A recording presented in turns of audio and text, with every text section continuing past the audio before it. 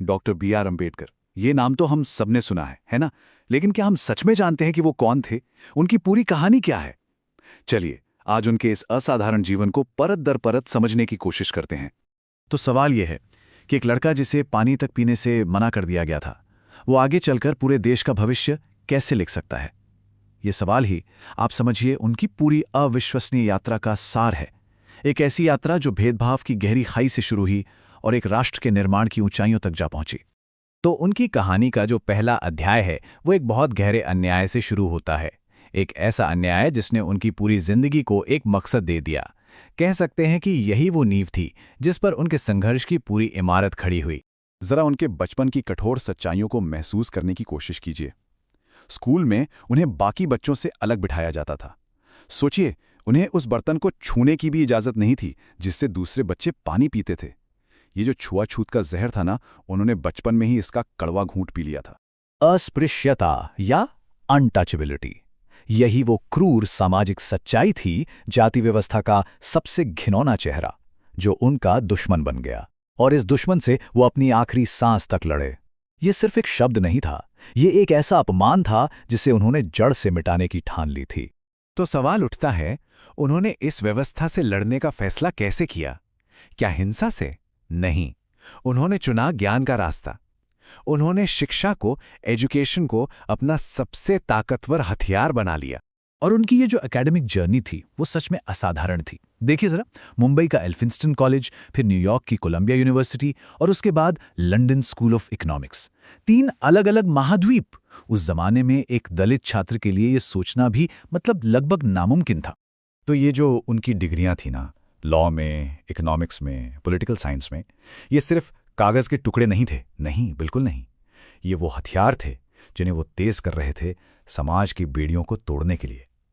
उनकी पढ़ी हुई हर किताब, हासिल की हुई हर डिग्री, न्याय के लिए उनके संघर्ष में एक और कदम था। चलिए, अब उनकी कहानी के उस सबसे अहम पड़ाव पर चलते हैं, उस शिखर पर जहां उन्होंने अपने इसी हथियार का इस्तेमाल किया एक नए नवेले राष्ट्र की तकदीर लिखने के लिए। भारत की आज़ादी के ठीक बाद उन्हें एक बहुत बड़ी जिम्मेदारी सौंपी गई। उन्हें बनाया गया संविधान की ड्राफ्टिंग कमेटी का चेयरमैन। ये कोई छोटी मोटी बात नहीं थी, एक ऐतिहासिक जिम्मेदारी थी। और इसी काम की वजह से आज हम सब उन्हें भारतीय संविधान का जनक के नाम से जानते हैं। और उन्होंने इस संविधान में उन सिद्धांतों को सबसे ऊपर रखा जो सीधे सीधे उसी भेदभाव को चुनौती दे रहे थे जिसका सामना उन्होंने खुद अपने बचपन में किया था। समानता, स्वतंत्रता, न्याय, हर नागरिक के लिए अधिकार। ये सिर्फ किताबी शब्द नहीं थे, नहीं, ये उस नए भारत का वादा थे जिसका सपना उन्होंने देखा था। और एक बात साफ थी, उनके लिए न्याय का मतलब सिर्फ एक समुदाय का भला नहीं था। ये जो उनका कोट है, ये उनके विजन को साफ दिखाता है। वो कहते थे कि किसी समाज की असली तरक्की इस बात से नापी जानी चाहिए कि वहां की औरतें कितनी आगे बढ़ी हैं। और यही सोच उनके संविधान बनाने के काम की भी बुनियाद थी। लेकिन रुकिए, कहानी सिर्फ संविधान लिखने पर ही खत्म नहीं हो जाती। उनके व्यक्तित्व के, उनकी प्रतिभा के कई और भी पहलू थे। ऐसे पहलू जिनके बारे में शायद कम लोग जानते हैं, पर वो उतने ही जरूरी हैं। तो चलिए एक नजर डालते हैं। जैसे कि महिलाओं के अधिकार, वो वुमेन्स राइट्स के बहुत बड़े चैंपियन थे। उन्होंने हिंदू कोड बिल के जरिए एक क्रांतिकारी कोशिश की ताकि महिलाओं को प्रॉपर्टी में हक मिले, तलाक का अधिकार मिले और समाज में बराबरी का दर्जा मिले। और ये मुद्दा उनके लिए इतना अहम था कि जब शुरू में ये बिल पास नहीं हो पाया तो उन्होंने अपने सिद्धांतों पर टिके रहते हुए भारत के पहले कानून मंत्री के पद से इस्तीफा तक दे दिया था। सोचिए जरा। और फिर थी उनकी कलम की ताकत। वो एक जबरदस्त लेखक और पत्रकार भी थे। उन्होंने मूक नायक यानी गूंगों का नेता और बहिष्कृत भारत जैसे अखबार शुरू किए। क्यों? ताकि उन लोगों को आवाज मिल सके जिनकी आवाज सदियों से दबा दी गई थी।